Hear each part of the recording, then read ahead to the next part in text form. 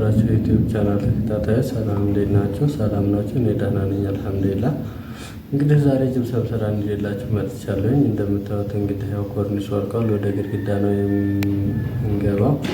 አሁን እንግዲህ እዚህ ጋር የምሰጣቸው አስተያየት ቢኖር ያው ቤት ለምታሰሩ ሰዎች ማለት ነው፣ ያው ከቻላችሁ ልጥፍ ቢሆን ካልቻላችሁ ደግሞ ቀለም ባትቀቡት። አሁን እዚህ ጋር ቀለም የምታዩት ነገር ቀለም የተቀባው ቤት እና የተለሰነ የተለጠፈው ሁሉ ያ ሁሉም የተለያየ ነው። አሰራሩም አያያዙም ሁሉም ነገር ማለት ነው። አሁን እዚህ ጋር የተለጠፈው ልጥፍ ቢሆን ጅብሰም ይወስዳል እንጂ ለጥንካሬው በጣም አሪፍ ነገር ነው። የሚመች ነገር ነው ለስራ ማለት ነው። ዘላቂነት ያለው ነገር። ልስኑ ደግሞ በጣም ሲለሰልስ የመያዝ አቅሙ አናሳ ነው።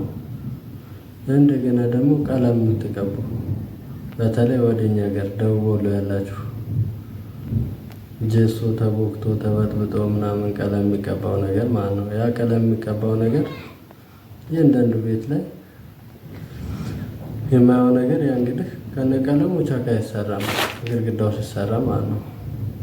እዛ ጋር ምንድነው ያ ቀለም ተልጦ ተፈቅፍቆ ምናምን ነው የሚሰራው። ያ ሲፈቀፈቅ ደግሞ ያ ተበጥብጦ የሚቀባው ጀሶ በቀጭኑ ማለት ነው የተመረገውን መርጊት አፈሩን ይበላዋል።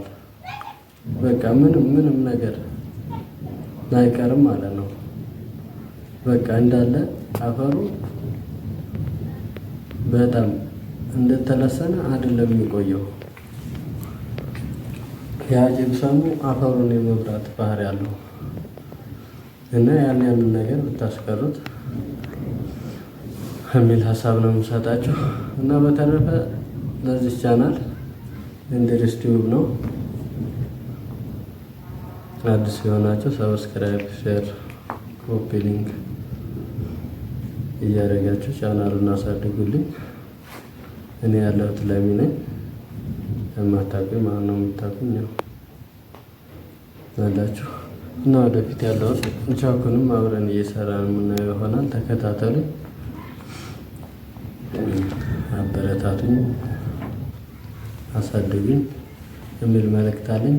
ሀሳብ አስተያየት ካላችሁ ኮሜንት ላይ ጻፉልኝ። ስልክ ወደዛው ላይ ያለላችሁ መደወል